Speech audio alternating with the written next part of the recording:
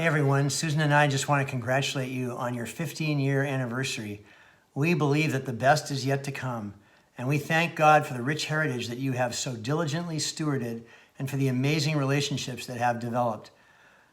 What we have to say to honor Herrnhut on this anniversary is best relayed through sharing a little of our own history with how we became partners with you in Herrnhut.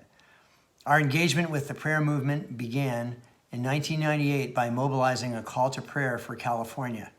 At that meeting, Chuck Pierce gave a powerful word about establishing the Watch. We took his word seriously at that time and began to gather people in our county for a weekly watch, which we have held in place one way or another to this day. Well, our journey to Herrnhut actually began in 2001 with a visit to Herrnhut as part of a strategic prayer journey that I was on, visiting and praying over sites of revival. Remember the time fondly with the warm and welcome we received and the powerful prayers that were spoken. That visit really placed a seed in Herrnhut, in me and in us as I brought the report back. In 2010, we visited my family's homestead in New Hampshire, and on that visit, we found the father of the Rao family's grave.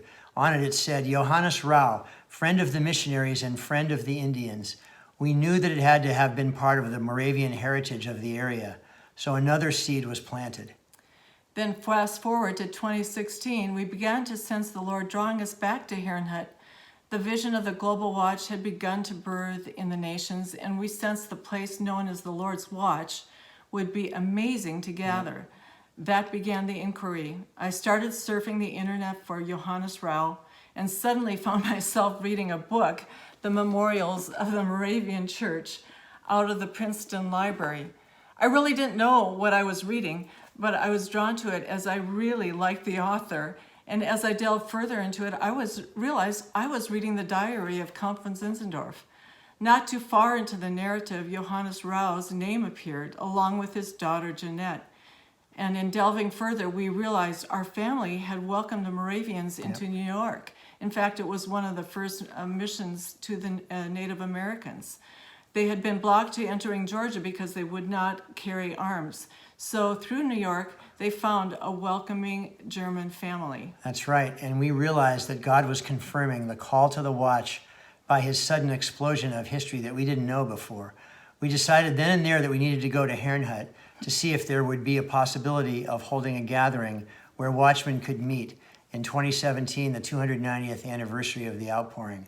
Upon arrival, Mechthild greeted us, but also coming down the street was a diplomatic corps, which turned out to be the then president of Germany, Joachim Gauck.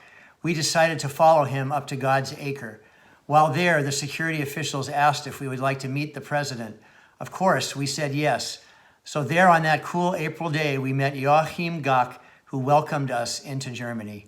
So our story with Herrnhut is that you just can't make these things up. That's right. God has great plans for you, and on this anniversary, we want to encourage you that you are already sowing seeds into the nations. That's right, and we believe that there's so much more to come as we enter the times ahead.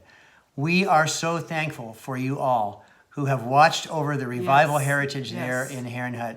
The message of Herrnhut has not been forgotten, and we believe the Moravian lampstand will be released and will burn brightly throughout the nations. We so love and cherish the friendships that have been growing over the last several years. We value and honor and are honored to support the great work of God that you are doing. And we believe the best is yet to come. We love you. Sending our love. God bless.